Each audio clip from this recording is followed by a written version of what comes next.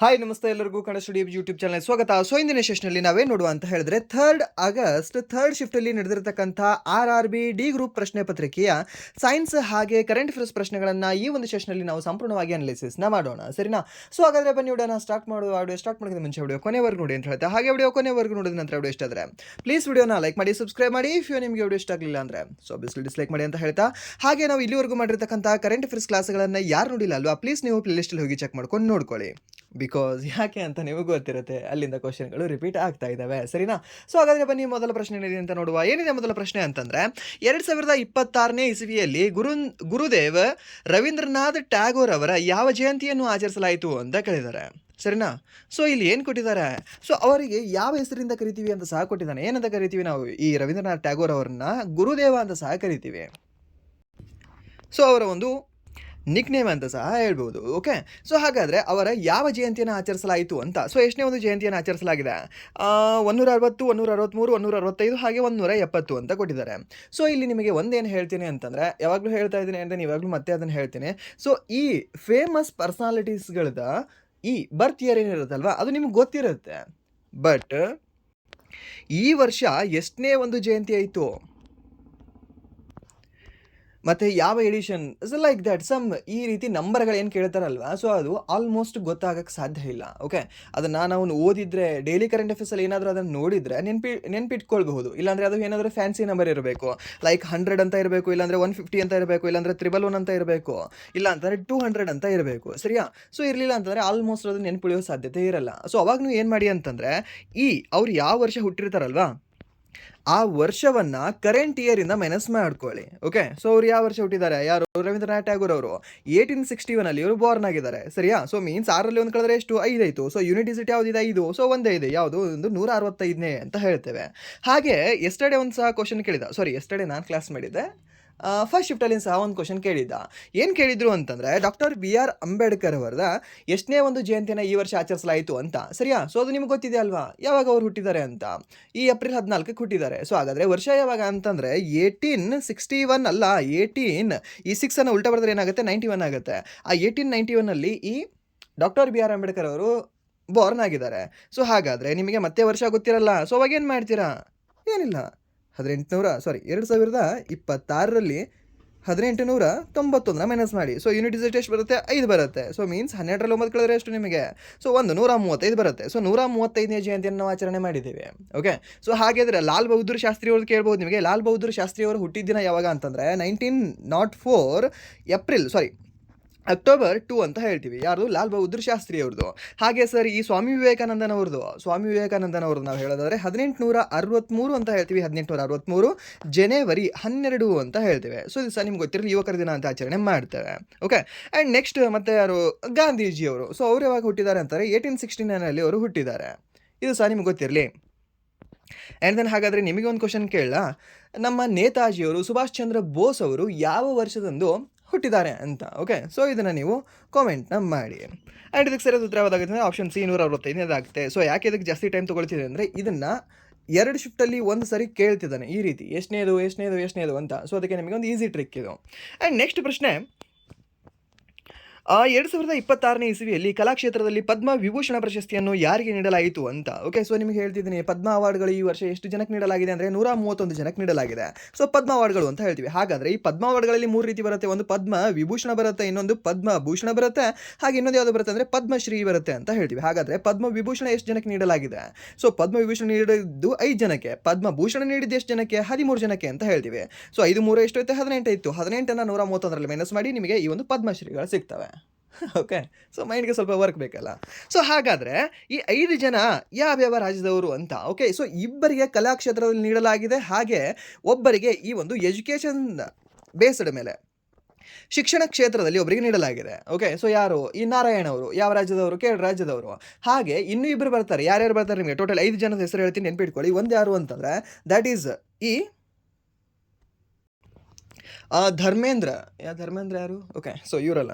ಧರ್ಮೇಂದ್ರ ಸಿಂಗ್ ಅವರು first. Second ಯಾರು ಅಂತಂದರೆ ಈ ಶ್ರೀ ಎನ್ ರಾಜಮ್ ಅವರು ಅಂತ ಹೇಳ್ತೀವಿ. ಯಾರು? ಎನ್ ರಾಜಮ್ ಅವರು. ಸೊ ಇವರಿಬ್ಬರು ಯಾವ ಕ್ಷೇತ್ರಕ್ಕೆ ಅಂತಂದರೆ ಆರ್ಟ್ ಕ್ಷೇತ್ರಕ್ಕೆ, ಕಲಾಕ್ಷೇತ್ರಕ್ಕೆ ಅಂತ ಹೇಳ್ತೀವಿ. ಇವರು ಯಾವ ರಾಜ್ಯದವರು? ಮಹಾರಾಷ್ಟ್ರ ರಾಜ್ಯದವರು.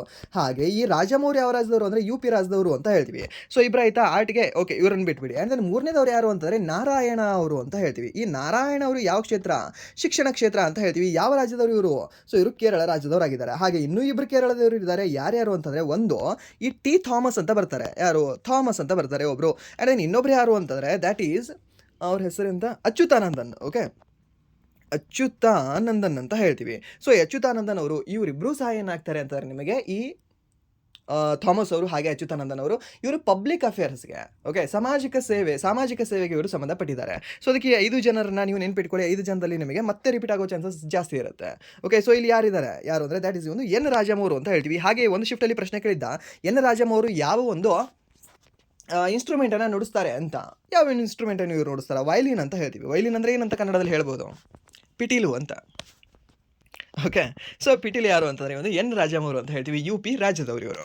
ಆ್ಯಂಡ್ ನೆಕ್ಸ್ಟ್ ಪ್ರಶ್ನೆ. ಓಕೆ, ಇಲ್ಲಿದೆ ನೋಡಿ, ಸ್ವಲ್ಪ ಇನ್ಫಾರ್ಮೇಷನ್ ಇದೆ. ಇದನ್ನು ನೀವು ಬೇಕಾದರೆ ಪಾಸ್ ಮಾಡ್ಕೊಂಡು ನೋಡ್ಕೊಳ್ಬೋದು. ಓಕೆ, ಈ ಒಂದು ಪದ್ಮಶ್ರೀ ಎಷ್ಟು ಜನಕ್ಕೆ ನೀಡಲಾಗಿದೆ ಅಂದರೆ ಮೈನಸ್ ಮಾಡಿದ್ರೆ ಆವಾಗಲೇ ಯಾರಾದರೂ. ಓಕೆ, 113 ಜನಕ್ಕೆ ನೀಡಲಾಗಿದೆ ನೋಡಿ. ಆ್ಯಂಡ್ ಇನ್ನೊಂದು ಏನು ಕೇಳಿದಾನೆ ಅಂತಂದರೆ ಭಾರತದ ಮುಂದ್ರಾ ಬಂದರು ಏನಿದೆ ಅಲ್ವಾ, ಇದು ದೇಶದ ಅತಿ ದೊಡ್ಡ ಆಟೋಮೊಬೈಲ್ ರಫ್ತು ಕೇಂದ್ರವಾಗಿ ಹೊರಹೊಮ್ಮಿದೆ. ಇದು ಒಂದೇ ಸಮುದ್ರ ಹಡಗಿನಲ್ಲಿ ದಾಖಲೆಯ 6008 ಕಾರುಗಳನ್ನು ಲೋಡ್ ಮಾಡಿ ಕಳುಹಿಸುವ ರಾಷ್ಟ್ರೀಯ ದಾಖಲೆಯನ್ನು ಸ್ಥಾಪಿಸಿದೆ. ಓಕೆ, ಸೊ ಯಾವುದು ಅಂತಂದರೆ ಒಂದು ಮಂದ್ರಾ ಪೋರ್ಟ್ ಏನಿದೆ ಅಲ್ವಾ, ಇದು ಅತಿ ದೊಡ್ಡ ಆಟೋಮೊಬೈಲ್ ರಫ್ತು ಕೇಂದ್ರವಾಗಿ ಹೊರಹೊಮ್ಮಿದೆ ನಮ್ಮ ಭಾರತ ದೇಶದಲ್ಲಿ. ಸರಿಯಾ? ಸೊ ಹಾಗೆ ಇದು ಯಾಕೆ ಈ ಒಂದು ದಾಖಲೆಯನ್ನು ಮಾಡಿದೆ ಅಂತಂದರೆ ಒಂದೇ ಒಂದು ಹಡಗಿನಲ್ಲಿ, ಒಂದೇ ಸಿಂಗಲ್ ಒಂದು ಶಿಪ್ಪಲ್ಲಿ, ಕಾರ್ಗೋ ಶಿಪ್ಪಲ್ಲಿ ಏನು ಮಾಡಿದ್ದಾರೆ ಅಂದರೆ 6008 ಕಾರುಗಳನ್ನು ಲೋಡ್ ಮಾಡಿ ಕಳಿಸಿದ್ದಾರೆ. ಇದು ಸಹ ನಿಮಗೆ ಗೊತ್ತಿರಲಿ. ಆ್ಯಂಡ್ ನಿಮಗೊಂದು ಕ್ವಶನ್ ಕೇಳಲ್ಲ, ಜಸ್ಟ್ ಒಂದು ಜನರಲ್ ಕ್ವಶನ್. ಸೊ ನಮ್ಮ ಕರ್ನಾಟಕದಲ್ಲಿ ಒಂದು ಏಕೈಕ ಕಾರ್ ಮ್ಯಾನುಫ್ಯಾಕ್ಚರಿಂಗ್ ಕಂಪ್ನಿ ಇದೆ. ಯಾವ ಕಂಪ್ನಿ ಇದೆ ಅದು? ಗೊತ್ತಾ ಯಾರಿಗಾದರೂ? ಟೊಯೋಟಾ. ಓಕೆ, ಯಾವುದು ಅಂತ ಹೇಳ್ತೀವಿ? ಟೊಯೋಟಾ ಅಂತ ಹೇಳ್ತೀವಿ. ಟೊಯೋಟಾ ಕಿರ್ಲೋಸ್ಕರ್ ಮೋಟರ್ಸ್ ಅಂತ ಕಂಪ್ನಿ ಕಂಡುಬರುತ್ತೆ. ಏನು ಬಿಡದಿಯಲ್ಲಿ ಇದೆ? ಬೆಂಗಳೂರಿನ ಬಿಡದಿ ಕೈಗಾರಿಕಾ ಕ್ಷೇತ್ರದಲ್ಲಿ. ಓಕೆ, ಸೊ ಈ ಟೊಯೋಟಾವು ಸಹ ಪ್ರತಿದಿನ ಕಮ್ಸೆ ಕಮ್ ಅಂದರೂ 2000 ಕಾರುಗಳನ್ನು ಎಕ್ಸ್ಪೋರ್ಟ್ ಮಾಡುತ್ತೆ ನಮ್ಮ ಕರ್ನಾಟಕದಿಂದ. ಹಾಗಾದರೆ ಟೊಯೋಟಾ ಕಂಪನಿಯವರು ಯಾವ ಒಂದು ಬಂದರಿನ ಮೂಲಕ ಅಥವಾ ಯಾವ ಒಂದು ಪೋರ್ಟಿನ ಮೂಲಕ ಇವರು ಎಕ್ಸ್ಪೋರ್ಟ್ ಮಾಡಲಾಗ್ತದೆ ಅಂತ ಹೇಳ್ಬೋದಾ? ಇದನ್ನು ಕಾಮೆಂಟ್ ಮಾಡಿ. ಜಸ್ಟ್ ನಿಮಗೆ ನಾಲೆಡ್ಜ್ ಇತ್ತು ಅಂದರೆ ಮಾತ್ರ ಕಾಮೆಂಟ್ ಮಾಡಿ. ಗೂಗಲ್ ಎಲ್ಲ ಮಾಡಿ ಸರ್ಚ್ ಮಾಡಿ ಎಲ್ಲ ಮಾಡೋಕ್ಕೆ ಹೋಗ್ಬೇಡಿ. ಓಕೆ, ಸೊ ಇದರ ನಿಮಗೆ ಗೊತ್ತಿದ್ದರೆ ಒಂದು ಸರಿ ಚೆಕ್ ಮಾಡ್ಕೊಳ್ಳಿ. ಆ್ಯಂಡ್ ನೆಕ್ಸ್ಟ್ ಪ್ರಶ್ನೆ, ನಿಮ್ಹಾನ್ಸ್ ಮುಖ್ಯವಾಗಿ ಯಾವ ವೈದ್ಯಕೀಯ ಮತ್ತು ಸಂಶೋಧನಾ ಕ್ಷೇತ್ರಕ್ಕೆ ಸಂಬಂಧಿಸಿದೆ ಅಂತ ಕೇಳಿದಾನೆ. ಸರ್ ಏನು ಸರ್ ನಿಮ್ಹಾನ್ಸ್ ನಾನೇ ಹೋಗಬೇಕಾಗಿದೆ ಇವಾಗ ಮಾನಸಿಕ ಆರೋಗ್ಯ ಮತ್ತು ನರವಿಜ್ಞಾನಕ್ಕೆ ಸರ್. ಸೊ ಅದಕ್ಕೆ ಇದು ಈ ಒಂದು ಮಾನಸಿಕ ಆರೋಗ್ಯ ಮತ್ತು ನರವಿಜ್ಞಾನಕ್ಕೆ ಸಂಬಂಧಿಸಿದೆ ಅಂತ. ಸೊ ಇದು ನಮ್ಮ ಬೆಂಗಳೂರು ಮೀನ್ಸ್ ನಮ್ಮ ಕರ್ನಾಟಕದವರಿಗೆ ಇದು ಈಸಿ ಕ್ವಶನ್. ಓಕೆ, ಬಿಕಾಸ್ ಯಾಕಂದರೆ ಒಂದು ನಿಮ್ಹಾನ್ಸ್ ಕಂಡುಬರ್ತಕ್ಕಂಥದ್ದು ನಮ್ಮ ಕರ್ನಾಟಕದ ಬೆಂಗಳೂರಿನಲ್ಲಿ ಕಂಡುಬರುತ್ತೆ. ಓಕೆ, ಯಾವುದು ಅಂದರೆ ಒಂದು ಬೆಂಗಳೂರಲ್ಲಿ ಮಾನಸಿಕ ಆರೋಗ್ಯ ಮತ್ತು ನರವಿಜ್ಞಾನಕ್ಕೆ ಇದು ಸಂಬಂಧಪಟ್ಟಿದೆ. ಹಾಗಾದರೆ ಇದು ಖಾಸಗಿ ಒಡೆತನದಲ್ಲಿದೆಯಾ ಅಥವಾ ಈ ಒಂದು ಪ್ರೈವೇಟ್ ಅಲ್ಲ ಅಥವಾ ಗೌರ್ಮೆಂಟ್ ಅಂಡರಲ್ಲಿ ಅಂತ ಕೇಳಿದ್ರೆ ಗೌರ್ಮೆಂಟ್ ಅಂಡರಲ್ಲಿ ಬರುತ್ತೆ ಇದು ಯಾವುದು ನಿಮ್ಹಾನ್ಸ್ ಅನ್ನೋದು. ಸೊ ನಿಮ್ಹಾನ್ಸ್ ಅನ್ನೋದು ರಾಷ್ಟ್ರೀಯ ಮಾನಸಿಕ ಆರೋಗ್ಯ ಮತ್ತು ನರವಿಜ್ಞಾನ ಸಂಸ್ಥೆ. ಭಾರತದಲ್ಲಿ ಮಾನಸಿಕ ಆರೋಗ್ಯ ಮತ್ತು ನರವಿಜ್ಞಾನ ಕ್ಷೇತ್ರದಲ್ಲಿ ಅತ್ಯುನ್ನತ ವೈದ್ಯಕೀಯ ಸಂಸ್ಥೆಯಾಗಿದೆ. ಈ ಸಂಸ್ಥೆಯು ಕರ್ನಾಟಕದ ಬೆಂಗಳೂರು ನಗರದಲ್ಲಿ ಸ್ಥಿತವಾಗಿದೆ. ನೆಕ್ಸ್ಟ್ ಪ್ರಶ್ನೆ, ಆಸ್ಟ್ರೇಲಿಯನ್ ಓಪನ್ ಪಂದ್ಯಾವಳಿಯು ಈ ಕೆಳಗಿನ ಯಾವುದರ ಒಂದು ಭಾಗವಾಗಿದೆ ಅಂತ. ಸರ್ ನೀವೇ ಹೇಳ್ತಿರ್ತೀರಲ್ಲ 4 ಗ್ರ್ಯಾಂಡ್ ಸ್ಲ್ಯಾಮ್ ನಡೀತವೆ, ಆ ಒಂದು ಗ್ರ್ಯಾಂಡ್ ಸ್ಲ್ಯಾಮ್ನ ಒಂದು ಟೆನ್ನಿಸ್ ಭಾಗವಾಗಿದೆ ಈ ಒಂದು ಆಸ್ಟ್ರೇಲಿಯನ್ ಓಪನ್ ಅಂತ. ಹಾಗಾದರೆ ಆ 4 ಯಾವುದು? ಫಸ್ಟ್ನೇದು ಆಸ್ಟ್ರೇಲಿಯಾ, ಎರಡನೇದು ಫ್ರೆಂಚ್, ಮೂರನೇದು ಯಾವುದು ಅಂದರೆ ಈ ಒಂದು USA open tennis tour, Wimbledon open tennis tourney ಅಂತ ಹೇಳ್ತೀವಿ. ಯಾವುದು? Wimbledon open tennis tourney. Last ಯಾವುದು ಅಂದರೆ ಒಂದು USA ಓಪನ್ ಟೆನ್ನಿಸ್ ಟೂರ್ನಿ ಅಂತ ಹೇಳ್ತೀವಿ. ಓಕೆ, ಸೊ USA ಬೇಡ ಅಂತಂದರೆ ನಿಮಗೆ ಜಸ್ಟ್ ಅಮೇರಿಕಾ ಅಂತ ನೆನ್ಪಿಟ್ಕೊಳ್ಳಿ. ಫಸ್ಟು ಎಯಿಂದ ಸ್ಟಾರ್ಟ್ ಆಗುತ್ತೆ, ಎಂಡು ಎಯಿಂದ ಸ್ಟಾರ್ಟ್ ಆಗುತ್ತೆ. ಫಸ್ಟ್ ಆಸ್ಟ್ರೇಲಿಯಾ, ಲಾಸ್ಟ್ ಅಮೇರಿಕಾ ಅಂತ. ಓಕೆ, ಸೊ ನಿಮ್ಗೆ ಗೊತ್ತಿರಲಿ. ಆ್ಯಂಡ್ ನೆಕ್ಸ್ಟ್ ಪ್ರಶ್ನೆ, ಓಕೆ, ಈ ವರ್ಷ ಯಾರ್ಯಾರು ವಿನ್ ಆಗಿದ್ದಾರೆ? ಸೊ ಈ ಪುರುಷರಲ್ಲಿ ವಿನ್ ಆಗಿರೋರು ಯಾರು ಅಂದರೆ ಕಾರ್ಲೋಸ್ ಅಲ್ಕರಾಜ್ ಅವರು, ಸ್ಪೇನ್ ದೇಶದವರು. ಸೊ ಇವರು ಯಾರನ್ನ ಸೋಲಿಸಿದ್ದಾರೆ ಅಂದರೆ ಒಂದು ಸರ್ಬಿಯಾ ದೇಶದ ನೊವಾಕ್ ಜೋಕೋವಿಕ್ ಅವ್ರನ್ನ ಸೋಲಿಸಿದ್ದಾರೆ. ಹಾಗೆ ಮಹಿಳೆಯರಲ್ಲಿ ಯಾರು ವಿನ್ ಆಗಿದ್ದಾರೆ ಅಂದರೆ ಎಲೈನಾ ರೈಬೆಕಿನ್ ಅವರು ವಿನ್ ಆಗಿದ್ದಾರೆ, ಕಜಕಿಸ್ತಾನದವರು. ಸೊ ಇವರು ಯಾರನ್ನ ಸೋಲಿಸಿದ್ದಾರೆ ಅಂತಂದರೆ ಈ ಅರೆನಾ ಸವಲಿಂಕ ಅವ್ರನ್ನ ಸೋಲಿಸಿದ್ದಾರೆ, ಈ ಒಂದು ಬೆಲಾರಸ್ನ ತಾರೆ. ಓಕೆ, ಸೊ ಇದು ಸಹ ನಿಮ್ಗೆ ಗೊತ್ತಿರಲಿ. ಸೊ ಇಲ್ಲಿ ನಿಮಗೆ ಈ ಒಂದು ದೇಶವು ಸಹ ಕೇಳ್ಬೋದು, ಯಾರು ಕಾರ್ಲೋಸ್ ಅಲ್ಕರಾಜ್ ಅವರು ಯಾವ ದೇಶದವರು ಅಂತ? ಸ್ಪೇನ್ ದೇಶದವರಾಗಿದ್ದಾರೆ. ಹಾಗೆ ಒಂದು ಸರ್ಬಿಯಾ ದೇಶದವರು ಯಾರು ಅಂತ ಕೇಳ್ಬೋದು, ನೊವಾಕ್ ಜೋಕೋವಿಕ್ ಅಂತ ಹೇಳಬೇಕಾಗುತ್ತೆ. ಓಕೆ, ಸರ್ದಿ ಮೇ ಬಾಹರ್ ನಿಕ್ಲಿತ್ತಿ ಕ್ಯಾ ಅಂತ ಕೇಳಿದ್ರೆ ಓಕೆ ಇಲ್ಲ ನಾನು ಹೋಗಲ್ಲ ಹೊರಗಡೆ ಅಂತ ಯಾವುದು ನೋವ್ಯಾಕ್ ಜೋಕೋವಿಕ್. ಆ್ಯಂಡ್ ನೆಕ್ಸ್ಟ್ ಪ್ರಶ್ನೆ, ಆಗಸ್ಟ್ 2026ರಲ್ಲಿ ಭಾರತದ ಹೊಸ ರಕ್ಷಣಾ ಲೆಕ್ಕಾಧಿಕಾರ ಮಹಾನಿಯಂತ್ರಕ ಆಗಿ ಯಾರು ಅಧಿಕಾರ ವಹಿಸ್ಕೊಂಡಿದ್ದಾರೆ ಅಂತ ಕೇಳಿದಾರೆ. ಭಾರತದ ರಕ್ಷಣಾ ಅಂತ ಕೇಳಿದ್ದಾರೆ. ಸೊ ರಕ್ಷಣೆಯಲ್ಲಿ ಯಾರಿದ್ದಾರೆ? ಅನುಗ್ರಹ ನಾರಾಯಣ್ ದಾಸ್ ಅವರು, ಶ್ರೀಮತಿ ಅಲ್ಕಾ ನಂಗಿಯಾ ಅರೋರಾ ಅವರು, ಆ್ಯಂಡ್ ದೆನ್ ವಿಶ್ವಜಿತ್ ಸಹಾಯ್ ಅವರು, ಮಯಾಂಕ್ ಶರ್ಮಾ ಅವರು ಅಂತ ಕೊಟ್ಟಿದ್ದಾರೆ. ಸೊ ಇದಕ್ಕೆ ಸರಿಯಾದ ಉತ್ತರ ಯಾವುದಾಗುತ್ತೆ ಹೇಳ್ಬೋದಾ? ಇದಕ್ಕೆ ಸರಿಯಾದ ಉತ್ತರ ಹೇಳಿ. ಸೊ ಇದಕ್ಕೆ ಸರಿಯಾದ ಉತ್ತರ ಯಾರಾಗ್ತಾರೆ ಅಂದರೆ ದ್ಯಾಟ್ ಈಸ್ ಶ್ರೀ ಅಲ್ಕಾ ನಾಗಿಯಾ ಅರೋರಾ ಅವರು ಅಂತ ಹೇಳ್ತೀವಿ. ಬಟ್ ಇವರು ಅಧಿಕಾರ ವಹಿಸ್ಕೊಂಡಿರೋದು ಆಗಸ್ಟ್ 1ನೇ ತಾರೀಕಿನಂದು. ಸೊ ಎಕ್ಸಾಮಲ್ಲಿ ಐ ಥಿಂಕ್ ಆಗಸ್ಟ್ 1ನೇದು ಕೇಳೋಕ್ಕೆ ಸಾಧ್ಯನೇ ಇಲ್ಲ. ಸೊ ಕಮ್ ಸೆ ಕಮ್ ಅಂತಂದ್ರೆ ನಿಮಗೆ ಎಕ್ಸಾಮ್ ನಡೆಯೋಕ್ಕಿಂತ ಹಿಂದಿನ 15 ದಿನಗಳ ಹಿಂದಿಂದ ಏನಿರುತ್ತಲ್ವ ಕರೆಂಟ್ ಅಫೇರ್ಸ್ ಕೇಳ್ತಾನೆ. ನಿಮ್ಮ ಎಕ್ಸಾಮ್ ಸ್ಟಾರ್ಟ್ ಆಗೋ ಡೇಯಿಂದ 15 ದಿನದ ಒಳಗಡೆ ನಿಮಗೆ ಕರೆಂಟ್ ಅಫೇರ್ಸ್ ಕೇಳಲ್ಲ. ಮ್ಯಾಕ್ಸ್ ಚಾನ್ಸ್ ಕೇಳಲ್ಲ. 99% ಇಲ್ಲಿವರೆಗೂ ಕೇಳಿಲ್ಲ. ಓಕೆ, ಸೊ ಇದಕ್ಕೆ ಸರಿಯಾದ ಉತ್ತರ ಯಾವುದಾಗುತ್ತೆ ಅಂದರೆ ಇವ್ರಿಗಿಂತ ಮುಂಚೆ ಯಾರಿದ್ರು ಅಂದರೆ ಈ ಒಂದು ಅನುಗ್ರಹ ನಾರಾಯಣ್ ದಾಸ್ ಅವರು ಇದ್ದರು. ಸೊ ಇದು ಆಪ್ಷನಲ್ಲಿ ನಿಮಗೆ ಇರಬಹುದು ಅನಿಸುತ್ತೆ. ಓಕೆ, ಅಲ್ಲಿ ಎಕ್ಸಾಮಲ್ಲಿ ಆಪ್ಷನಲ್ಲಿ ಕೊಟ್ಟಿರ್ಬೋದು. ಸೊ ಅನುಗ್ರಹ ನಾರಾಯಣ್ ದಾಸ್ ಅವರು ಸೊ ಈ ಆಗಸ್ಟ್ 1ಕ್ಕಿಂತ ಮುಂಚೆ ಇದ್ರು ಇವರು. ಸೊ ಅದಾದ ನಂತರ ಬಂದಿರತಕ್ಕಂಥವ್ರು ಯಾರು ಅಂದರೆ ಒಂದು ಅಲ್ಕಾ ಅರೋರಾ ಅವರು ಅಂತ ಹೇಳ್ತೀವಿ. ಯಾರು ಅಂದರೆ ಈ ಒಂದು CGDA ಆಗಿದ್ದಾರೆ ಅವರು. ಸೊ ಇದು ಸರ್ ನಿಮ್ಮ ಕ್ಷಮಿಸಿ. ಓಕೆ, ಸೊ ಇದು ನೆನ್ಪಿಟ್ಕೊಳ್ಳಿ ಯಾರು ಅಂದರೆ ಒಂದು ಅಲ್ಕಾ ಅರೋರಾ ಅವರು. ಇದು ಇಂಪಾರ್ಟೆಂಟ್ ಆಗುತ್ತೆ. ನಾರ್ಮಲ್ ಆಗಿ ನಾವು ಏನಂತ ತಿಳ್ಕೊಳ್ತೀವಿ ಅಂತಂದರೆ ಈ ಒಂದು CGDAಗೆ CGA ಅಂತ ತಿಳ್ಕೊಂಡ್ಬಿಡ್ತೀವಿ, ಕಾಂಟ್ರೋಲರ್ ಆ್ಯಂಡ್ ಆಡಿಟರ್ ಜನರಲ್ ಆಗಿ. Okay, so controller and auditor general ಅದು ಬೇರೆ, ಅದು 148 ಆರ್ಟಿಕಲಲ್ಲಿ ಹೇಳಲ್ಪಡ್ತದೆ. ಸೊ ಇದು 148 ಆರ್ಟಿಕಲಲ್ಲಿ ಹೇಳಲ್ಪಡಲ್ಲ. ಯಾರು ಅಂದರೆ ಇದು CGDA ಅಂತ ಹೇಳ್ತೀವಿ. ಯಾರಿದ್ದಾರೆ ಅಂದರೆ ಅಲ್ಕಾ ನಂಗಿಯಾ ಅರೋರಾ ಅವರು ಅಂತ ಹೇಳ್ತೀವಿ. ಓಕೆ, ಇದನ್ನ ನೆನ್ಪಿಟ್ಕೊಳ್ಳಿ. ಆ್ಯಂಡ್ ನೆಕ್ಸ್ಟ್ ಪ್ರಶ್ನೆ, 2026ನೇ ಇಸ್ವಿಯಲ್ಲಿ ಎಲೆಕ್ಟ್ರಾನಿಕ್ ಮತ್ತು ಮಾಹಿತಿ ತಂತ್ರಜ್ಞಾನ ಸಚಿವಾಲಯ ಆಯೋಜಿಸಿದ ಇಂಡಿಯಾ AI ಇಂಪ್ಯಾಕ್ಟ್ ಸಮ್ಮಿಟ್ ನವದೆಹಲಿಯ ಯಾವ ಸ್ಥಳದಲ್ಲಿ ಆಯೋಜಿಸಲಾಯಿತು ಅಂತ. ಎಲ್ಲಿ ಆಯೋಜಿಸಲಾಗಿದೆ ಸರ್? ಭಾರತ್ ಮಂಟಪಂ ಅಲ್ವಾ? ಇದು ಭಾರತ್ ಮಂಟಪದಲ್ಲಿ ಇದು ಆಯೋಜಿಸಲಾಗಿದೆ. ಹಾಗೆ ಈ ಜಾಗತಿಕ AI ಶೃಂಗಸಭೆಗಳ ಸರಣಿಯಲ್ಲಿ ಭಾರತದಲ್ಲಿ ಆಯೋಜಿಸಲಾದ ಇಂಡಿಯಾ AI ಇಂಪ್ಯಾಕ್ಟ್ ಸಮಿಟ್ 2026 ಯಾವ ಸಂಖ್ಯೆಯ ಶೃಂಗಸಭೆಯಾಗಿತ್ತು ಅಂದರೆ 4ನೇದಾಗಿತ್ತು ಜಾಗತಿಕ ಮಟ್ಟದಲ್ಲಿದು. ಆ್ಯಂಡ್ ನೆಕ್ಸ್ಟ್ ಮತ್ತೆ ಇದ್ರ ರಿಲೇಟೆಡ್ ಏನಿದೆ ಕ್ವಶನ್ಗಳು. ಓಕೆ, ಸೊ ಇದರಲ್ಲಿ 3 ಸೂತ್ರಗಳನ್ನು ರಚಿಸಲಾಗಿದೆ. 3 ಸೂತ್ರಗಳು. ಸೊ ಆ 3 ಸೂತ್ರಗಳು ಯಾವುದು ಅಂದರೆ ಪೀಪಲ್, ಪ್ಲಾನೆಟ್ ಆ್ಯಂಡ್ ಪ್ರೋಗ್ರೆಸ್ ಅಂತ ಹೇಳ್ತೀವಿ. 3P model. Okay, people, planet and progress ಅಂತ ಹೇಳ್ತೀವಿ. ಇದು ನೆನ್ಪಿಟ್ಕೊಳ್ಳಿ. ಸೊ ಇದು ಕೇಳೋ ಚಾನ್ಸಸ್ ಇರುತ್ತೆ ನಿಮಗೆ. ಹೇಗೆ ಅಂತಂದರೆ ಸ್ಟಾರ್ಟಿಂಗ್ ಯಾವುದು ಎಂಡಿಂಗ್ ಯಾವುದು ಅಂತ ಈ ರೀತಿ ಹುಚ್ಚುಚ್ಚರ ಥರ ಕ್ವಶನ್ ಕೇಳ್ತಾನೆ. ಎಲ್ಲಿ ಕೇಳ್ತಾನೆ ಅಂದರೆ ಇದು KE ಅವ್ರು ಕೇಳ್ತಾರೆ ಇದನ್ನು. ಸೆಂಟ್ರಲ್ ಗೌರ್ಮೆಂಟಲ್ಲಿ ಈ ರೀತಿ ತೀರಾ ಅಷ್ಟು ಹುಚ್ಚುಚ್ಚಾಗಿ ಕೇಳಲ್ಲ. ಓಕೆ, ಸೊ ಇಲ್ಲಿ ಕೇಳ್ಬೋದು ನಿಮಗೆ ಏನು ಫಸ್ಟ್ ಪೀಪಲ್ ಬರುತ್ತಾ ಅಥವಾ ಪ್ರೋಗ್ರೆಸ್ ಬರುತ್ತಾ ಅಂತ. ಓಕೆ, ಸೊ ಫಸ್ಟ್ ಪೀಪಲ್ ಬರುತ್ತೆ. ಫಸ್ಟ್ ಜನ, ನಮ್ಮಿಂದನೇ ಎಲ್ಲ, ನಮ್ಮಿಂದನೇ ಸರ್ಕಾರ, ನಮ್ಮಿಂದನೇ ಜಗತ್ತು, ನಮ್ಮಿಂದನೇ ಪ್ರಪಂಚ. ಓಕೆ, ಸೊ ಫಸ್ಟ್ ಪೀಪಲ್ ಆದ ನಂತರ ಏನು ಪ್ಲಾನೆಟ್ ಆದ ನಂತರ ಏನು ಈ ಒಂದು ಪ್ರೋಗ್ರೆಸ್ ಅಂತ ನೆನ್ಪಿಟ್ಕೊಳ್ಳಿ. ಆ್ಯಂಡ್ ನೆಕ್ಸ್ಟ್ ಪ್ರಶ್ನೆ, ಈ ಕೆಳಗಿನವುಗಳಲ್ಲಿ ಯಾವುದು ಪುರುಷ ಸಂತಾನೋತ್ಪತ್ತಿ ಫಲೀಕರಣ ವ್ಯವಸ್ಥೆಯ ಭಾಗವಲ್ಲ ಅಂತ ಕೇಳಿದ್ದಾನೆ. ಸ್ಪರ್ಮ್. ಓಕೆ, ಪುರುಷರಲ್ಲೇ ಕಂಡುಬರುತ್ತೆ.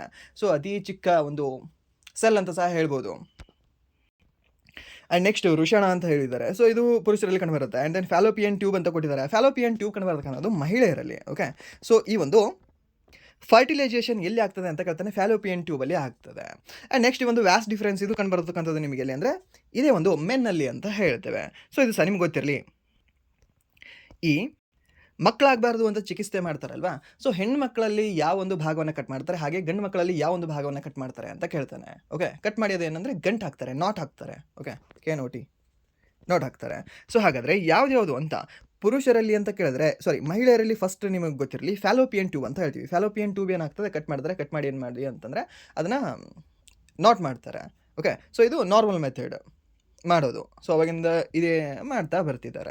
ಆ್ಯಂಡ್ ಈ ಒಂದು ಪುರುಷರಲ್ಲೂ ಸಹ ಆಗ್ತಿತ್ತಲ್ವ ಇನ್ನು 1886ಅಲ್ಲಿ ಜಾಸ್ತಿ ಆಗಿದೆ ನಮ್ಮ ಭಾರತ ದೇಶದಲ್ಲಿ ಈ ಒಂದು ಜನಸಂಖ್ಯಾ ನಿಯಂತ್ರಣ ಮಾಡಬೇಕು ಅಂತ. ಸೊ ಪುರುಷರಲ್ಲಿ ಯಾವುದನ್ನು ಕಟ್ ಮಾಡ್ತಿದ್ರು ಅಂದರೆ ಈ ಒಂದು ವ್ಯಾಸ್ಟ್ ಡಿಫರೆನ್ಸನ್ನು ಏನು ಮಾಡ್ತಾರೆ, ಅದನ್ನು ಕಟ್ ಮಾಡ್ತಾರೆ. ಶುಕ್ರವಾಹಕ ಅಂತ ಹೇಳ್ತೀವಿ ಅದನ್ನು ಕನ್ನಡದಲ್ಲಿ. ಸೊ ಒಂದು ವ್ಯಾಸ್ಟ್ ಡಿಫರೆನ್ಸನ್ನು ಕಟ್ ಮಾಡೋದ್ರ ಮೂಲಕ ಈ ಒಂದು ಜನಸಂಖ್ಯಾ ನಿಯಂತ್ರಣ ಮಾಡ್ತಾರೆ. ಓಕೆ, ಸೊ ಅದು ಸಹ ನಿಮ್ಗೆ ಗೊತ್ತಿರಲಿ. ಆ್ಯಂಡ್ ನೆಕ್ಸ್ಟ್ ಏನಿದೆ ಅಂದರೆ ಮರದ ಕಾಂಡದ ದಪ್ಪದಲ್ಲಿ ಬೆಳವಣಿಗೆಗೆ ಯಾವ ಅಂಗಾಂಶವು ಕಾರಣವಾಗಿದೆ ಅಂತ ಕೇಳ್ತಾನೆ. ಇದು ಯಾವುದು? ಮರದ ಕಾಂಡದ ದಪ್ಪದಲ್ಲಿ ದಪ್ಪ ಆಗಬೇಕು ಅಂದರೆ ಅದು ಏನಾಗಬೇಕು, ಅದರದ್ದು ಲ್ಯಾಟ್ರಲ್ ಸ್ವಲ್ಪ ಹೆಚ್ಚಿಗೆ ಆಗಬೇಕು. So means lateral meristematic tissue ಅಂತ ಹೇಳ್ತೀವಿ, ಪಾರ್ಶ್ವ ವಿಭಜ್ಯೋತಕ ಅಂತ ಹೇಳ್ತೀವಿ. ಸೊ ಇದಕ್ಕೆ ಸರಿಯಾದ ಉತ್ತರ ಆಪ್ಷನ್ ಸಿ ಆಗುತ್ತೆ. ಸೊ ಇಂಗ್ಲೀಷಲ್ಲಿ ನೆನ್ಪಿಟ್ಕೊಳ್ಳಿ, ಇಂಗ್ಲೀಷಲ್ಲೂ ಸ್ವಲ್ಪ ನಿಮಗೆ better lateral meristematic. So lateral ಅಂತಂದರೆ ಸೊ ಸ್ವಲ್ಪ ವೈಡ್ ಆಗುತ್ತೆ. And then next first one ಯಾವುದಿದೆ, ಇದು ಅಪಿಕಲ್. ಓಕೆ, ಒಂದು ಅಪಿಕಲ್ ಮೆರಿಸ್ಟಮೆಟಿಕ್ ಅಂತಂದರೆ ಎ. ಎ ಹೇಗೆ ಬರೀತೀರಾ? ಹೀಗೆ ಬರೀತೀರಲ್ವಾ? ಹೀಗೆ ಬರೀತೀರಾ? ಹೀಗೆ ಬರೀತೀರಾ? So top nib. Okay, so ಅದರ ಒಂದು ತುದಿಯಲ್ಲಿ ಬೆಳವಣಿಗೆ ಆಗುತ್ತೆ ಅಂತ. ತುದಿ ಹಾಗೆ ಒಂದು ಉಲ್ಟಾ ಎ ಬರೀಬಿಡಿ. ಹಾಗೆ ಒಂದು ಬೇರುಗಳಲ್ಲಿ ಅದೇನು ಉದ್ದ ಹೋಗ್ತದಲ್ವಾ? ಸೊ ಅದನ್ನು ಹೇಳ್ತೀವಿ. ನೆಕ್ಸ್ಟ್ ಈ ಒಂದು ಇಂಟರ್ ಕ್ಯಾಲರಿ ಮೆರಿಸ್ಟಮೆಟಿಕ್ ಅಂತಂದರೆ ಈ ಒಂದು ನಡುವೆ ನೋಟ್ಸ್ ಬರುತ್ತಲ್ವಾ? ಹೀಗೆ ಕಬ್ಬಿರುತ್ತಲ್ವಾ? ಕಬ್ಬಿರುತ್ತೆ. ಹೀಗೆ ಇರುತ್ತಲ್ವಾ? ಸೊ ಇಲ್ಲಿ ಮಧ್ಯ ಇರುತ್ತಲ್ವಾ? ಈ ಮಧ್ಯ ಇರೋದು. ಸೊ ಇದ್ರದ್ದು ಸ್ವಲ್ಪ ಸೈಜಿಗೆ ಹೆಚ್ಚಿಗೆ ಮಾಡೋಕ್ಕೆ ಯಾವುದಾಗ್ತದೆ ಅಂದರೆ ಅಲ್ಲಿ ಬೆಳವಣಿಗೆ ಯಾವುದು ಅಂದರೆ ಒಂದು ಇಂಟರ್ ಕ್ಯಾಲರಿ ಮೆರಿಸ್ಟಮೆಟಿಕ್ ಟಿಶ್ಯೂ ಅಂತ ಹೇಳ್ತೀವಿ. ಸೊ ಇದು ಸಹ ನಿಮ್ಗೆ ಗೊತ್ತಿರಲಿ. ಆ್ಯಂಡ್ ನೆಕ್ಸ್ಟ್ ಪ್ರಶ್ನೆ, ತೆಂಗಿನ ಸಿಪ್ಪೆ ಯಾವ ಮೃತ ಸ್ಥಾಯಿ ಅಂಗಾಂಶದಿಂದ ಅಂದರೆ ಅದು ಸ್ಲೀರಂಕೈಮ ಅಂತ ಹೇಳ್ತೇವೆ. ಸ್ಲೀರಂಕೈಮ, ಕೋಲಂಕೈಮ ಆ್ಯಂಡ್ ಪ್ಯಾರಂಕೈಮ ಅಂತ ಬರುತ್ತೆ. ಸೊ ಇಲ್ಲಿ ನಿಮಗೆ ಜಾಸ್ತಿ ಕೇಳೋದು ಸ್ಲೀರಂಕೈಮ ಕೇಳ್ತಾನೆ. ಅಂದರೆ ಇನ್ನೊಂದು ಕೇಳ್ತಾನೆ ಏನು ಅಂತಂದರೆ ಈ ಕೋಲಂಕೈಮ ಕೇಳ್ತಾನೆ.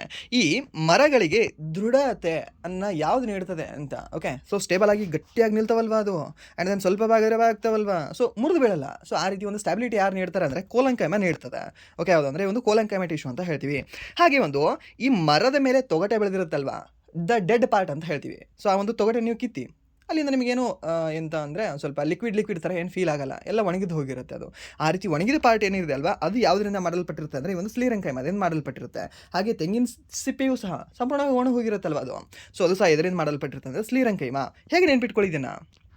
ಇವಾಗ ದೇವಸ್ಥಾನಕ್ಕೆ ಹೆಣ್ಮಕ್ಳು ಹೇಗೆ ಹೋಗ್ತಾರೆ? ತೆಂಗಿನಕಾಯಿ ತೊಗೊಂಡೆಲ್ಲ, ತೆಂಗಿನಕಾಯಿ ಊದುಬತ್ತಿ ಎಲ್ಲ ಸಹ ತೊಗೊಂಡು ಹೋಗ್ತಾರಲ್ವ. ಹೇಗೆ ನಾರ್ಮಲಾಗಿ ಏನು ಡ್ರೆಸ್ಸಲ್ಲಿ ಮತ್ಲಬ್ ಪ್ಯಾಂಟ್ ಟಿ ಶರ್ಟ್ ಆ ರೀತಿ ಹೋಗ್ತಾರಾ? ಇಲ್ಲ, ಟ್ರೆಡಿಷ್ನಲ್ ಆಗಿ ಸ್ಯಾರಿ ಹಾಕೊಂಡು ಹೋಗ್ತಾರೆ. ಓಕೆ, ಸೊ ಸ್ಯಾರಿ ಹಾಕೊಂಡು ಕೈಯಲ್ಲಿ ಈ ಒಂದು ಸ್ಯಾರಿ ಅಲ್ಲ, ಇದು ಸ್ಲೀರಂಕೈಮ ಸ್ಯಾರಿ ಆ ರೀತಿ ಮಿಕ್ಸ್ ಆಗುತ್ತಲ್ವ ಅದು. ಸೊ ಸ್ಯಾರಿ ಹಾಕೊಂಡು ಏನು ಅಂತಂದರೆ ಒಂದು ತೆಂಗಿನಕಾಯಿಯನ್ನು ತೆಗೆದುಕೊಂಡು ದೇವರಿಗೆ ಹೋಗ್ತಿದ್ದೀವಿ ಅಂತ ಸುಮ್ಮನೆ ಮೈಂಡಲ್ಲಿ, ಇದು ಕೋಡಲ್ಲ, ಇದು ಏನಲ್ಲ, ಸುಮ್ಮನೆ ಮೈಂಡ್ಸಲ್ಲಿ ಅಂದ್ಕೊಳ್ಳೋದು. ಓಕೆ, ಹೀಗೆ ಹೋಗ್ತಿದ್ದೆ ನಾನು ಅಂತ ನೆನಪುಳಿತದೆ. ಆ್ಯಂಡ್ ನೆಕ್ಸ್ಟ್ ಪ್ರಶ್ನೆ, ಸಸ್ಯಗಳಲ್ಲಿ ನೀರು ಮತ್ತು ಖನಿಜ ಲವಣಗಳ ಸಾಗಣೆಗೆ ಯಾವ ಸಂಕೀರ್ಣ ಸ್ಥಾಯಿ ಅಂಗಾಂಶವು ಕಾರಣವಾಗಿದೆ ಅಂದರೆ ಝೈಲಮ್ ಅಂತ ಹೇಳ್ತೀವಿ. ಇದು ಹೇಗೆ? ಝೈಲಮ್ ಅಷ್ಟೇ, ಜಲ ಅಂತ ಹೇಳ್ತೀವಿ. ಆ್ಯಂಡ್ ನೆಕ್ಸ್ಟ್ ಪ್ರಶ್ನೆ, ನೀರಿನಲ್ಲಿ ಮುಳುಗಿರುವ ಕಬ್ಬಿಣದ ಮೊಳೆ ಅಥವಾ ನೀರು ತುಂಬಿದ ಪಾತ್ರೆಯ ತಳವು ಸ್ವಲ್ಪ ಮೇಲಕ್ಕೆ ಏರಿದಂತೆ ಕಾಣಿಸ್ತದೆ. ಇದು ಯಾವ ಒಂದು ವಿದ್ಯಮಾನದಿಂದ ಉಂಟಾಗ್ತದೆ ಅಂತ? ಯಾವುದರ ಒಂದು ವಿದ್ಯಮಾನದಿಂದ ಇದು ಉಂಟಾಗ್ತದೆ? ಯಾವುದು ಅಂದರೆ ಒಂದು ವಕ್ರೀಭವನ ಅಂತ ಹೇಳ್ತೀವಿ. ಬೆಳಗಿನ ವಕ್ರೀಭವನದಿಂದ ಅದು ಸ್ವಲ್ಪ ಮೇಲೆ ಬಂದಾಗ ಕಾಣ್ತದೆ. ಓಕೆ, ಸೊ ಇದು ನಿಮ್ಗೆ ಗೊತ್ತಿರಲಿ. ವಕ್ರೀಭವನ, ರಿಫ್ರಾಕ್ಷನ್ ಆಫ್ ಲೈಟ್ ಅಂತ ಹೇಳ್ತೀವಿ ಇಂಗ್ಲೀಷಲ್ಲಿ. ಆ್ಯಂಡ್ ನೆಕ್ಸ್ಟ್ ಪ್ರಶ್ನೆ, ರಾತ್ರಿಯ ಸಮಯದಲ್ಲಿ ಆಕಾಶದಲ್ಲಿ ನಕ್ಷತ್ರಗಳು ಮಿನುಗುವಿಕೆಗೆ ಏನು ಕಾರಣ ಅಂತಂದರೆ ಒಂದು ರಿಫ್ರಾಕ್ಷನ್, ಅಟ್ಮಾಸ್ಫರಿಕ್ ರಿಫ್ರಾಕ್ಷನ್ ಅಂತ ಹೇಳ್ತೀವಿ. ಸೊ ಇದು ಸಹ ನಿಮ್ಗೆ ಗೊತ್ತಿರಲಿ. ಆ್ಯಂಡ್ ನೆಕ್ಸ್ಟ್ ಅದು ನೀಲೇ ಕಾಣುತ್ತಲ್ವ ಆಕಾಶ, ಸೊ ಅದು ಎದಕ್ಕೆ ಅಂತಂದರೆ ಒಂದು ಸ್ಕ್ಯಾಟ್ರಿಂಗ್ ಆಫ್ ಲೈಟ್ ಅಂತ ಹೇಳ್ತೀವಿ. ಆ್ಯಂಡ್ ನೆಕ್ಸ್ಟ್ ಒಂದು ಕೇಂದ್ರೀಯ ಬಜೆಟ್ 2026-27ರಲ್ಲಿ ಭಾರೀ ಕೈಗಾರಿಕೆಗಳಲ್ಲಿ ಇಂಗಾಲದ ಹೊರಸೂಸುವಿಕೆಯನ್ನು ಕಡಿಮೆ ಮಾಡಲು ಕಾರ್ಬನ್ ಕ್ಯಾಪ್ಚರ್, ಯುಟಿಲೈಸೇಷನ್ ಮತ್ತು ಸ್ಟೋರೇಜ್ ತಂತ್ರಜ್ಞಾನಕ್ಕಾಗಿ ಮುಂದಿನ 5 ವರ್ಷಗಳಲ್ಲಿ ಒಟ್ಟು ಎಷ್ಟು ಕೋಟಿ ರೂಪಾಯಿಗಳನ್ನು ನಿಗದಿಪಡಿಸಲಾಗಿದೆ ಅಂತ ಕೇಳಿದ್ದಾನೆ. ಕಾರ್ಬನ್ ಕ್ಯಾಪ್ಚರ್ಗೆ ಎಷ್ಟು ನೀಡಲಾಗಿದೆ ಅಂದರೆ 20,000 ಕೋಟಿಯನ್ನು ನಿಗದಿಪಡಿಸಲಾಗಿದೆ. ಓಕೆ, ಎಷ್ಟು? 20,000 ಕೋಟಿ ಅಂತ ಹೇಳ್ತೀವಿ. ಆ್ಯಂಡ್ ನೆಕ್ಸ್ಟ್ ಒಂದು ನಿಮ್ನ ದರ್ಪಣ ಕಾನ್ಕೇವ್ ಮಿರರಲ್ಲಿ ವಕ್ರದ ಕೇಂದ್ರದ ಆಚೆಯಲ್ಲಿ, ಓಕೆ ಏನು ಕೇಳಿದ್ದಾನೆ? ಕಾನ್ಕೇವ್ ಮಿರರ್ ಅಂತ ಕೊಟ್ಟಿದ್ದಾನೆ. ಓಕೆ, ಇಲ್ಲಿ ವಕ್ರತಾ ಕೇಂದ್ರ ಸೆಂಟರ್ ಆಫ್ ಕರ್ವೇಚರ್ನ ಆಚೆಯಲ್ಲಿ ಇರಿಸಲಾದ ಒಂದು ವಸ್ತುವನ್ನು ಮುಖ್ಯ ಅಕ್ಷದ ಉದ್ದಕ್ಕೂ ವಕ್ರತಾ ಕೇಂದ್ರದ ಕಡೆಗೆ ಚಲಿಸಿದಾಗ ಪ್ರತಿಬಿಂಬದ ಮೇಲೆ ಏನು ಪರಿಣಾಮ ಉಂಟಾಗ್ತದೆ ಅಂತ. ಓಕೆ, ಸೊ ಇದು ಸೆಂಟರ್ ಆಫ್ ಕರ್ವೇಚರ್ ಹಿಂದೆ ಇದೆ ಅಂತೆ ಒಂದು ಆಬ್ಜೆಕ್ಟ್. ಸೊ ಅದನ್ನು ಮುಂದೆ ಸರಿಸಿದಾಗ ಏನಾಗ್ತದೆ ಅಂತ, ಮುಂದೆ ಸರಿಸಿದಾಗ ಏನಾಗ್ತದೆ ಅಂದರೆ ಏನಿಲ್ಲ, ಸೈಜ್ ಹೆಚ್ಚಿಗೆ ಆಗ್ತದೆ ಅಷ್ಟೇ. ಪ್ರತಿಬಿಂಬವು ನಾಭಿಯ ದೂರ ವಕ್ರತಾ ಕೇಂದ್ರದಿಂದ ಕಡೆಗೆ ಚಲಿಸುತ್ತದೆ, ಅದು ಗಾತ್ರದಲ್ಲಿ ದೊಡ್ಡದಾಗ್ತದೆ ಅಂತ ಹೇಳ್ತೀವಿ. ಇದಲ್ಲ, ದರ್ಪಣದ ಕಡೆಗೆ ಚಲಿಸ್ತದೆ. ಓಕೆ, ಪ್ರತಿಬಿಂಬವು ದರ್ಪಣದ ಕಡೆಗೆ ಚಲಿಸ್ತದೆ ಮತ್ತು ಚಿಕ್ಕದಾಗ್ತದಲ್ಲ, ಇದು ದಪ್ಪ ಆಗ್ತದೆ, ದೊಡ್ಡದಾಗ್ತದೆ.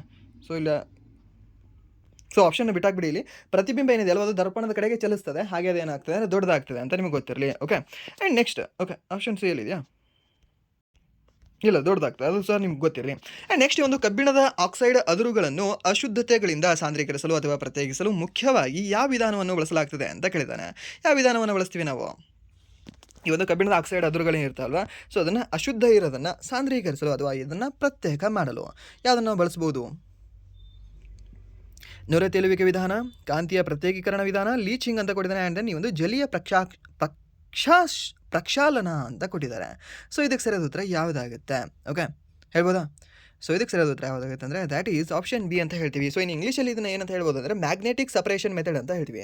ಮ್ಯಾಗ್ನೆಟಿಕ್ ಸಪರೇಷನ್ ಮೆಥಡಿಂದ ಈ ಒಂದು ಕಬ್ಬಿಣದ ಆಕ್ಸೈಡ್ ಎದುರುಗಳನ್ನು ಏನು ಮಾಡ್ತೀವಿ ಅಂದರೆ ನಾವು ಸಾಂದ್ರೀಕರಣ ಮಾಡ್ತೇವೆ. ಓಕೆ, ಸೊ ಏನಿದೆ, ಓಕೆ ಇಲ್ಲಿದೆ ನೋಡಿ, ಈ ಒಂದು Fe2O3 ಅಥವಾ ಈ ಒಂದು Fe3O4ಗಳನ್ನು ಅಶುದ್ಧತೆಗಳಿಂದ ಮೀನ್ಸ್ ಈ ಒಂದು ಗ್ಯಾಂಗಿಂದ ಪ್ರತ್ಯೇಕಿಸಲು ನಾವು ಯಾವುದನ್ನು ಯೂಸ್ ಮಾಡ್ತೀವಿ ಅಂದರೆ ಮ್ಯಾಗ್ನೆಟಿಕ್ ಸಪರೇಷನ್ ಮೆಥಡನ್ನು ಯೂಸ್ ಮಾಡಲಾಗ್ತದೆ. ಸೊ ಇದು ಸಹ ನಿಮಗೆ ಗೊತ್ತಿರಲಿ. ಆ್ಯಂಡ್ ಅವುಗಳನ್ನು ಕಾಂತವಲದ ಅಶುದ್ಧತೆಗಳಿಂದ ಅಥವಾ ಮರಳು ಅಥವಾ ಸಿಲಿಕಾದಂಥ ಪ್ರತ್ಯೇಕಿಸಲು ಇದು ಅತ್ಯಂತ ಸೂಕ್ತ ಮತ್ತು ಪರಿಣಾಮಕಾರಿ ಭೌತಿಕ ವಿಧಾನವಾಗಿದೆ ಅನ್ನೋ ಸಹ ನಿಮ್ಗೆ ಗೊತ್ತಿರಲಿ. ಆ್ಯಂಡ್ ನೆಕ್ಸ್ಟ್ ಪ್ರಶ್ನೆ, ಪ್ರಾಣಿಗಳು ಆಹಾರದ ಉತ್ಕರ್ಷಣೆಯ ಶ್ವಸನ ನಂತರ ಮುಖ್ಯವಾಗಿ ಯಾವ ರೂಪದಲ್ಲಿ ಶಕ್ತಿಯನ್ನು ಪಡೆಯುತ್ತವೆ? ಯಾವುದರಿಂದ ಪಡೆಯುತ್ತವೆ? ATP, ಅಡಿನೋಸಿನ್ ಟ್ರೈಫಾಸ್ಫೇಟ್ ಅಂತ ಹೇಳ್ತೀವಿ, ಸಿಂಪಲ್. ಆ್ಯಂಡ್ ನೆಕ್ಸ್ಟ್ ಪ್ರಶ್ನೆ, ಈ ಕೆಳಗಿನ ಆಯ್ಕೆಗಳಲ್ಲಿ ವಿದ್ಯುತ್ ಪ್ರವಾಹದ ಹರಿವಿಗೆ ಅತ್ಯುತ್ತಮ ವಾಹಕ ಯಾವುದು ಅಂತ ಕೇಳಿದ್ದಾನೆ.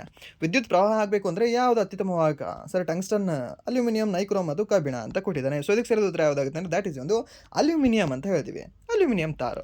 ಆ್ಯಂಡ್ ನೆಕ್ಸ್ಟ್ ಪ್ರಶ್ನೆ, ಸಮಾನ ವೃತ್ತಿಯ ಚಲನೆಗೆ ಯೂನಿಫಾರ್ಮ್ ಸರ್ಕ್ಯುಲರ್ ಮೋಷನ್ಗೆ ಸಂಬಂಧಿಸಿದಂಥ ಈ ಕೆಳಗಿನ ಯಾವ ಹೇಳಿಕೆಯು ಸತ್ಯವಾಗಿದೆ ಅಂತ ಕೊಟ್ಟಿದ್ದಾನೆ. ಸೊ ಇಲ್ಲಿ ನಿಮಗೆ ಏನು ಅಂತಂದರೆ ಸ್ಪೀಡ್ ಏನಿದೆ ಅಲ್ವಾ ಅದು ಕಾನ್ಸ್ಟೆಂಟ್ ಆಗಿರುತ್ತೆ, ಸ್ಪೀಡ್ ಕಾನ್ಸ್ಟೆಂಟ್ ಆಗಿರುತ್ತೆ. ವೆಲಾಸಿಟಿ ಏನಿದೆ ಅಲ್ವಾ ಅದು ನಾನ್ ಕಾನ್ಸ್ಟೆಂಟ್ ಆಗಿರುತ್ತೆ.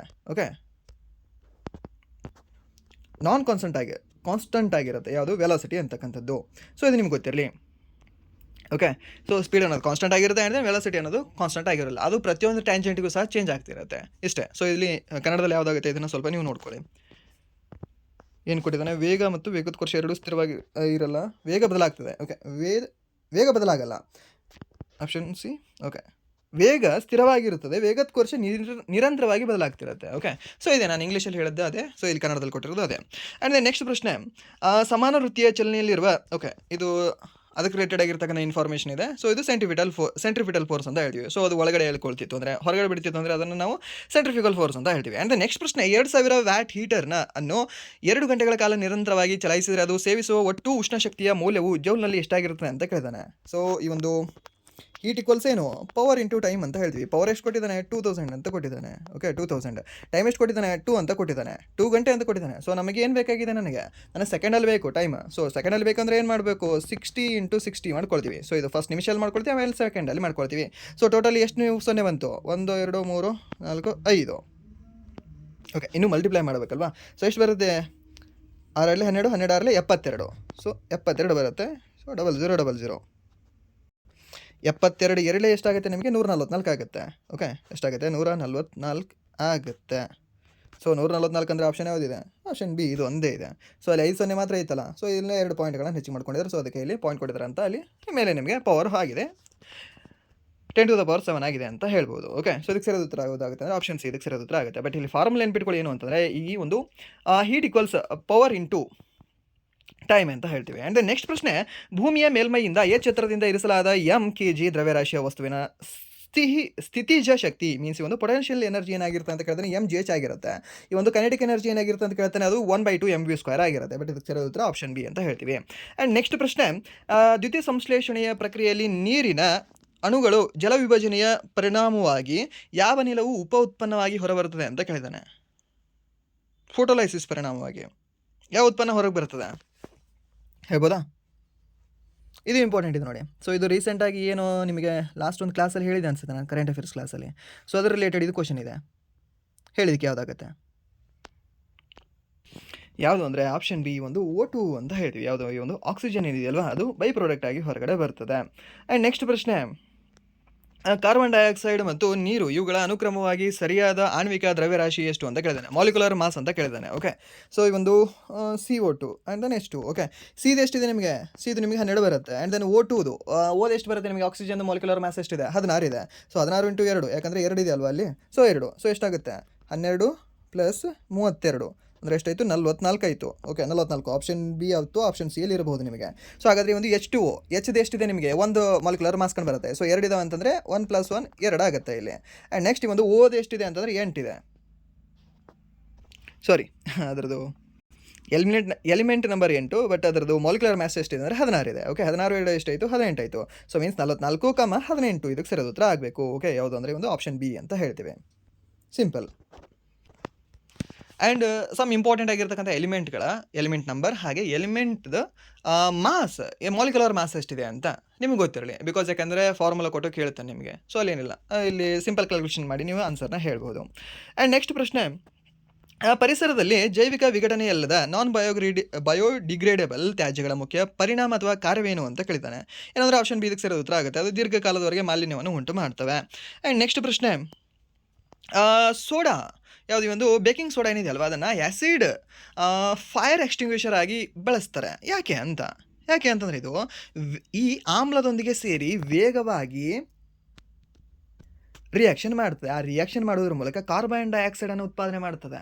ಓಕೆ, ಈ ಬೇಕಿಂಗ್ ಸೋಡಾ ಏನಿದೆ ಅಲ್ವಾ, NaHCO3.